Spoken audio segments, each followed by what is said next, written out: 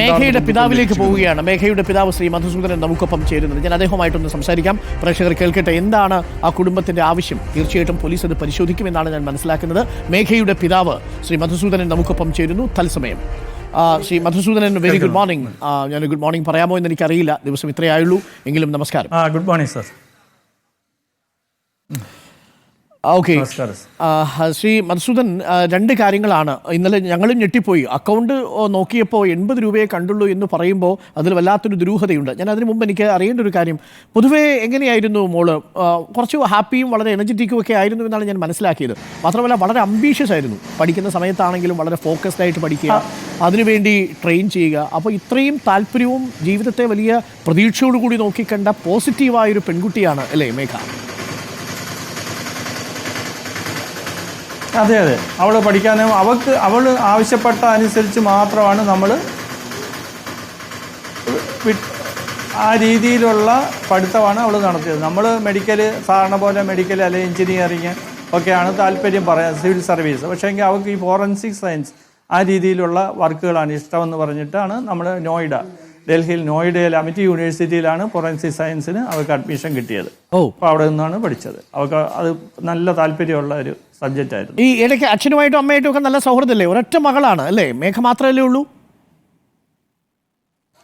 അതെ അതെ, ഒരാളേ ഉള്ളൂ, ഒറ്റ മകളാണ്. കാര്യങ്ങളൊക്കെ തുറന്നു പറയുമായിരുന്നു ശ്രീ മധുസൂദനൻ മകൾ? എല്ലാ കാര്യങ്ങളും, ജോലി കിട്ടുമ്പോൾ അവിടുത്തെ കാര്യങ്ങൾ, അത് സങ്കടമാണെങ്കിലും സമ്മർദ്ദമാണെങ്കിലും അതൊക്കെ വീട്ടിൽ തുറന്നു പറയുന്നൊരു ശീലം ഉണ്ടായിരുന്നോ മേഘയ്ക്ക്? ഇല്ല, കാരണം ഐബിയിലൊരു നിർദ്ദേശം നമുക്ക് നേരത്തെ കിട്ടിയിരുന്നു, അങ്ങോട്ടും ഇങ്ങോട്ടുമുള്ള അവിടുത്തെ വിവരങ്ങൾ ഇവിടെയോ ഇവിടുത്തെ വിവരങ്ങൾ വേറെ ആരോടോ പറയരുതെന്ന്. അതുകൊണ്ട് ആ കാര്യങ്ങളൊന്നും നമ്മൾ പറയുകയില്ല. അപ്പോൾ അതുമായിട്ട് ബന്ധപ്പെട്ട് നമ്മളൊന്നും ചോദിക്കുകയില്ല. അവർക്ക് ഷിഫ്റ്റിൻ്റെ കാര്യത്തിൽ മാത്രമേ ഉള്ളൂ. ഇന്ന് നൈറ്റായിരുന്നു, അതുകൊണ്ട് ഭയങ്കര ക്ഷീണമാണ്, അതുകൊണ്ട് ഞങ്ങൾ ഫുൾ ടൈം ഉറങ്ങാൻ പോവുക, പകലൊന്നും എന്നെ വിളിക്കരുത്, ഇങ്ങനെയൊക്കെ പറയാറുള്ളൂ, അല്ല വേറെ ഒന്നും പറയാറില്ല. ഇടയ്ക്ക് വീട്ടിൽ വരുമ്പോൾ വളരെ ഹാപ്പി ആയിട്ടാണോ കണ്ടിരുന്നത്? അതെ അതെ, ഒരു പ്രശ്നങ്ങളായിട്ട് ഒന്നും നമുക്ക് ഫീൽ ചെയ്തിട്ടില്ല. ഈ പോകുന്ന സമയത്ത് ഈ എപ്പോഴെങ്കിലും ഈ സുഗാന്തിൻ്റെ കാര്യം നേരത്തെ അച്ഛനോടോ അമ്മയോടോ ഒക്കെ സൂചിപ്പിച്ചിരുന്നോ, ഇങ്ങനൊരു സുഹൃത്തുണ്ട് എന്നുള്ളൊരു കാര്യം? ഇല്ല, ഞാനത് അല്ലാതെ കണ്ടുപിടിക്കുകയാണ് ചെയ്തത്, നമ്മളോട് നേരിട്ട് പറഞ്ഞിട്ടില്ല. ഇവർ തമ്മിൽ ശരിക്കും ഇഷ്ടത്തിലായിരുന്നു അതോ സൗഹൃദം മാത്രമേ ഉണ്ടായിരുന്നുള്ളൂ? എന്താണ് ശ്രീ മധുസൂദന് തോന്നുന്നത്? ഇവർ സൗഹൃദമോ ഭീഷണിപ്പെടുത്തലോ എന്താണെന്നറിയില്ല. അവനെപ്പറ്റി ഒരു എതിർവാക്ക് പറയുകയോ നമ്മളെന്തെങ്കിലും പറഞ്ഞു കഴിഞ്ഞാൽ വേണ്ട, അവനെ പ്രൊട്ടക്റ്റ് ചെയ്യുന്ന രീതിയിൽ മാത്രമാണ് സംസാരിക്കുക. ഓക്കെ, ഈ സുഗാന്തിനെ അറിയാമോ ശ്രീ മധുസൂദന്? കണ്ടിട്ടുണ്ടോ എപ്പോഴെങ്കിലും? ഇല്ല, നമ്മൾ കണ്ടിട്ടില്ല. അവരുടെ വീട്ടുകാരുമായിട്ട് ബന്ധപ്പെടാൻ നമ്മൾ ശ്രമിച്ചെങ്കിലും ഫോൺ നമ്പർ ഒന്നും തന്നില്ല. ഓക്കെ, യഥാർത്ഥത്തിൽ ഈ അവസാനം വന്നു പോകുന്നത് എനിക്കൊന്നൊരു ഉത്സവത്തിനോ മറ്റോ ആണോ അല്ലേ? വീട്ടിൽ അടുത്ത അമ്പലത്തിൻ്റെ അടുത്ത് എന്തോ ഒരു പരിപാടി കാണുന്നത് കേട്ടു. അതെ, ഈ കാരിക്കാക്കുഴി ഭദ്രകാളി ദേവി ക്ഷേത്രത്തിലെ ഉത്സവമായിരുന്നു. അപ്പോൾ അത് കാണാൻ വേണ്ടി ആദ്യത്തെ ദിവസം ഇവിടെ വന്ന് പിറ്റേ ദിവസം പോയി. അപ്പോൾ വളരെ അന്ന് വരുമ്പോഴൊക്കെ വളരെ ഹാപ്പി ആയിരുന്നില്ലേ? മനസ്സിൽ എന്തെങ്കിലും അലട്ടുന്നതായി എന്തെങ്കിലും സൂചന അമ്മയോടോ അല്ലെങ്കിൽ അച്ഛനോടോ പറഞ്ഞിരുന്നോ? ഇല്ല, ഒന്നും പറഞ്ഞില്ല. ഇനി ഉടനെ തിരിച്ചു വരാമെന്ന് പറഞ്ഞല്ലേ പോയിട്ടുള്ളത്? അതിന് ശേഷം അടുത്ത ആഴ്ച ആറ്റുകാൽ പൊങ്കാലയായിരുന്നു. അമ്മ അങ്ങോട്ട് പോയി, അവളെ വിളിച്ച് തലേദിവസം വിളിച്ച് അമ്മയുടെ കൂടെ പോയിട്ട് പൊങ്കാലയൊക്കെ ഇട്ടിട്ട് അന്ന് വൈകുന്നേരം റൂമിലാക്കിയിട്ടാണ് അമ്മ തിരിച്ച് പാലക്കാടിന് പോയത്. അപ്പോൾ അമ്മയും വളരെ ഹാപ്പി ആയിട്ടിരിക്കുന്നു, വളരെ സന്തോഷമായിട്ടിരിക്കുന്നു, മോളും സന്തോഷമായിട്ടിരിക്കുന്നു. അപ്പോൾ അതിനിടയിൽ എന്തോ സംഭവിച്ചിട്ടുണ്ട്. പ്രശ്നം ഉണ്ടെങ്കിൽ അതെ, അതാണ് ദുരൂഹത, അതാണ് നമ്മൾ അന്വേഷിക്കാൻ പറയുന്നത്. അപ്പം നമുക്ക് ഈ ബാങ്ക് സ്റ്റേറ്റ്മെൻറ്റ് കിട്ടാത്തതുകൊണ്ട് അവനെ കൂടുതൽ കുറ്റം പറയാൻ പറ്റില്ല. വേറെ എന്തെങ്കിലും ആണോ എന്താണെന്ന് നമുക്കറിയില്ലായിരുന്നു. പക്ഷേ എങ്കിൽ സ്റ്റേറ്റ്മെൻറ്റ് എടുത്തപ്പോഴാണ് ഇങ്ങനെ ഒരു ഇത് ഫിനാൻഷ്യൽ സാമ്പത്തിക ചതി നടക്കുന്നുണ്ടെന്ന്. മേഘയ്ക്ക് എത്ര സാലറി ഉണ്ടായിരുന്നു ഏകദേശം?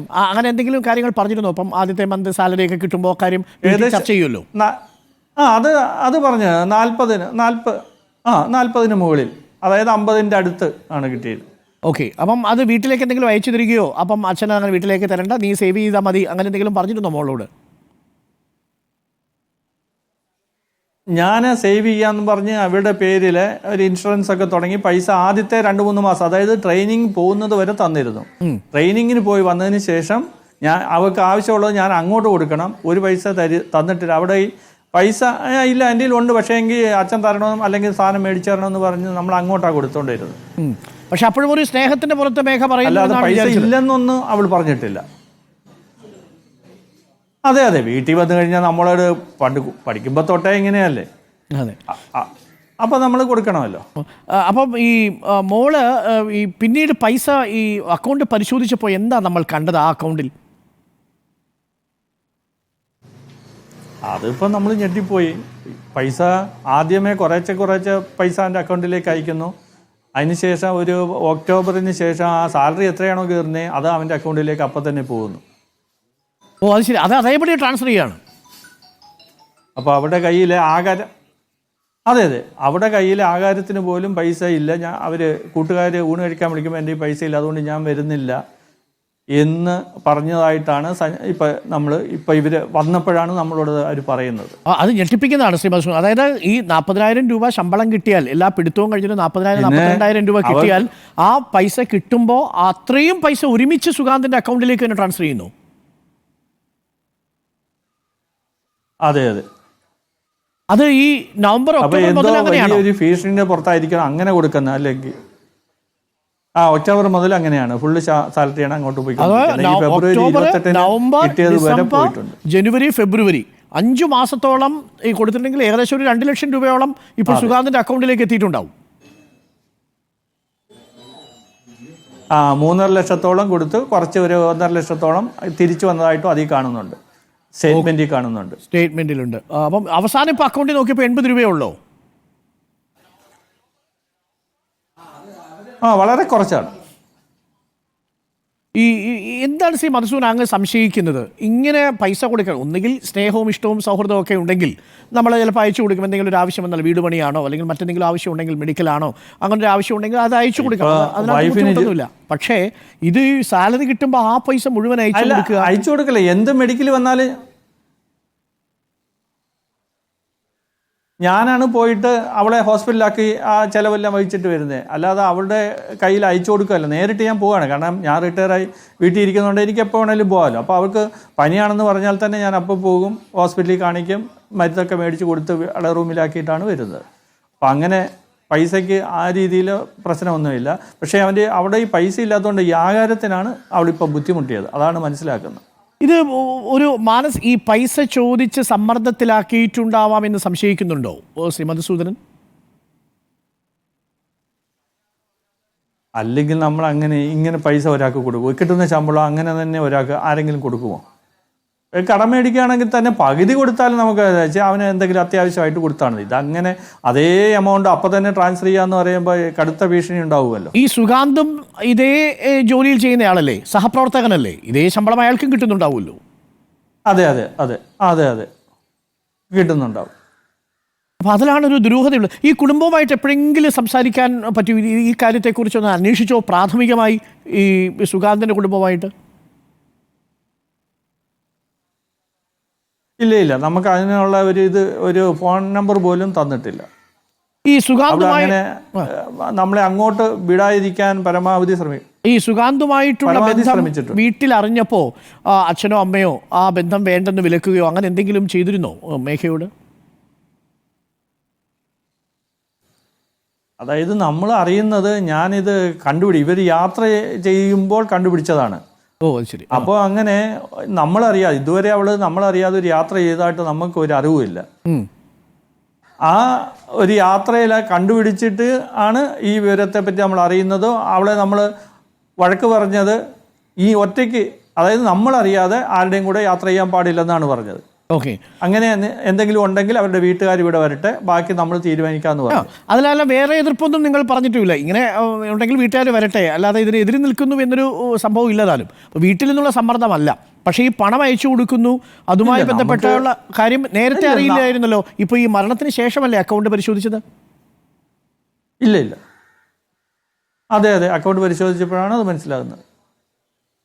ഓക്കെ, ഇത് ഇനിയിപ്പോൾ നമ്മൾ അതിൻ്റെ ഒരു ബ്ലാക്ക് മെയിലിൻ്റെ സ്വഭാവത്തിൽ എന്തെങ്കിലും ഉണ്ടോ, അങ്ങനെ അത് സംശയിക്കുന്നുണ്ടോ ശ്രീ മധുസൂദനൻ? അതെ, അതിന് എന്തെങ്കിലും കടുത്ത ഭീഷണി ഒന്നുകിൽ അവൻ്റെ കയ്യിൽ നിന്ന് അല്ലെങ്കിൽ അവരുടെ വീട്ടുകാരുടെ കയ്യിൽ നിന്നും ഉണ്ടാവും. അതുകൊണ്ടാണ് അങ്ങനെ സംഭവിച്ചത്. അപ്പോൾ നമ്മൾ കിട്ടുന്ന റിപ്പോർട്ടുകൾ അപ്പോൾ തന്നെ അന്വേഷണ ഏജൻസിക്ക് കൈമാറുന്നുണ്ട്, IBക്ക് ഉണ്ട്, പോലീസിനും കൈമാറുന്നുണ്ട്. ഓക്കെ, ഈ അന്വേഷണ ഏജൻസിയുടെ ഇതുവരെയുള്ള അന്വേഷണത്തിൽ തൃപ്തനാണോ? ഇന്ന് അതൃപ്തരാണ്. കാരണം ഇതുവരെ നമ്മൾ പറയുന്ന, അതായത് നമ്മൾ പ്രതീക്ഷിക്കുന്ന രീതിയിലാണ് അവർ പോകുന്നത്. ഇപ്പം തന്നെ അവനെ അന്വേഷിച്ച് അവർ എടപ്പാൾ പോയി. അവിടെ വീട്ടിലാരും ഇല്ലെന്നാണ് അറിവ്. ഈ സുഗാന്തനെ ചോദ്യം ചെയ്തില്ലേ അപ്പോൾ അന്വേഷണ സംഘം? ഇല്ല, കിട്ടിയിട്ടില്ല. മൊഴിയെടുക്കാൻ വിളിച്ചിട്ട് വന്നിട്ടില്ല. അതുകൊണ്ടാണ് പേട്ട CI മലപ്പുറത്തിന് പോയിരിക്കുന്നത്. അയാൾ ഒളിവിലാണോ ഇപ്പോൾ? ഇപ്പോൾ ഒളിവിലാണ്.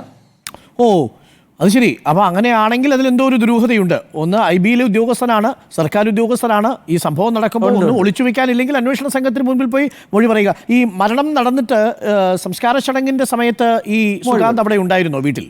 വീട്ടിൽ വന്നിരുന്നോ? ഇല്ലില്ല, ഇവിടെ അവരുമായിട്ട് ബന്ധപ്പെട്ട ആരും വന്നിട്ടില്ല. സുഗാന്ത് വീട്ടിൽ വന്നിട്ടില്ല. അവിടെ ഈ അപകടം നടന്ന സ്ഥലത്തോ അല്ലെങ്കിൽ ആ സ്ഥലത്ത് നിങ്ങൾ എത്തുന്ന ആശുപത്രിയിലോ ഈ സുഗാന്ത് ഉണ്ടായിരുന്നോ ആ സമയത്ത്? ഇല്ല. അപ്പൊ ഈ മരണം നടന്നപ്പോൾ സുഗാന്ത് ഇത് IBയുടെ കസ്റ്റഡിയിലായിരുന്നു. ഓ, അവിടെ ഡ്യൂട്ടിയിലുണ്ടായിരുന്നു. അപ്പോൾ തന്നെ IB അദ്ദേഹത്തെ കസ്റ്റഡിയിലെടുത്ത് വെച്ചിരിക്കുകയാണെന്നാണ് പറഞ്ഞത്. ഈ സമയത്തൊന്നും വന്നിട്ടില്ല. 3-4 ദിവസം അവരുടെ കസ്റ്റഡിയിൽ തന്നെ നിർത്തിയിരുന്നു. എന്നിട്ടാണ് വിട്ടയച്ചത്. ഇല്ല, വന്നിട്ടില്ല. എന്നിട്ട് നിങ്ങളുമായിട്ടൊന്ന് കോൺടാക്ട് ചെയ്യും. ഈ മധുസൂദൻ സുഗാന്തുമായിട്ട് ഒരിക്കൽ പോലും സംസാരിച്ചിട്ടില്ലല്ലോ ഫോണിൽ?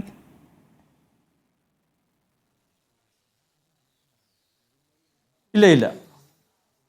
ഓക്കെ, അപ്പോൾ അതിൽ ശരിയാണ്, ഒരു ദുരൂഹതയുണ്ട്. എന്തായാലും അന്വേഷണം മുന്നോട്ട് പോകട്ടെ. ഇനിയിപ്പോൾ നമ്മുടെ ആവശ്യം എന്താണ് ശ്രീ മധുസൂദനൻ? നമ്മുടെ അന്വേഷണ സംഘത്തിന് മുന്നിലും സർക്കാരിന് മുന്നിലും പൊതുസമൂഹത്തിന് മുന്നിലും പറയുന്ന പ്രധാനപ്പെട്ട ആവശ്യം, തീർച്ചയായിട്ടും റിപ്പോർട്ടർ TV ഈ നിങ്ങളോടൊപ്പമുണ്ട്. നമുക്കിതിൻ്റെ അങ്ങേയറ്റം എന്താണ് അതിൻ്റെ വസ്തുത എന്നുള്ളത് പുറത്തു വരട്ടെ.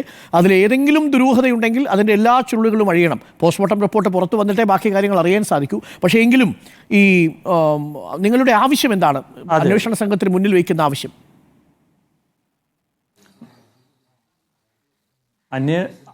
അതായത് ഈ പോസ്റ്റ്മോർട്ടം റിപ്പോർട്ട്, പിന്നെ ഫോറൻസിക് റിപ്പോർട്ട് ഇത് ലഭിച്ച് അവനെതിരെയുള്ള തെളിവുകൾ അതിലുണ്ടെങ്കിൽ ശക്തമായ നടപടി സ്വീകരിക്കണം. അതുപോലെ IB അവനെതിരെ പിന്നെ ഡിപ്പാർട്ട്മെന്റൽ നടപടിയും സ്വീകരിക്കണമെന്നാണ് നമ്മുടെ ആവശ്യം. ഓക്കെ, തീർച്ചയായിട്ടും അങ്ങനെ തന്നെ ഉണ്ടാവട്ടെ. നമ്മളും അത് പ്രതീക്ഷിക്കുന്നു. എല്ലാ വിവരങ്ങളും അതാത് സമയം നമ്മൾ എത്തിക്കുകയും ചെയ്യാം. എന്തായാലും ആശ്വസിപ്പിക്കേണ്ടത് എങ്ങനെയാണെന്ന് എനിക്കറിയില്ല. ഒരു മകൾ മാത്രമാണ് എന്നറിയുമ്പോൾ അതിനുണ്ടാവുന്ന സങ്കടം ചെറുതായിരിക്കില്ല. ആ അമ്മയോടും അന്വേഷണം അറിയിക്കുക അച്ഛൻ. ശ്രീ മധുസൂദനൻ, താങ്ക് യു പ്രതികരിച്ചതിന്. ഈ ഒരു വേളയിൽ എന്തായാലും അന്വേഷണം കുറ്റമറ്റ രീതിയിൽ തന്നെ നടക്കട്ടെ. നമ്മളടക്കമുള്ള മാധ്യമങ്ങൾ, പ്രത്യേകിച്ച് റിപ്പോർട്ടർ TV വാർത്തകൾ തുടക്കം മുതലുണ്ട്, അവസാനം വരെയും കുടുംബത്തിനോടൊപ്പം തന്നെ ഉണ്ടാവും. താങ്ക് യു ശ്രീ മധുസൂദനൻ നമ്മളോട് പ്രതികരിച്ചതിന്.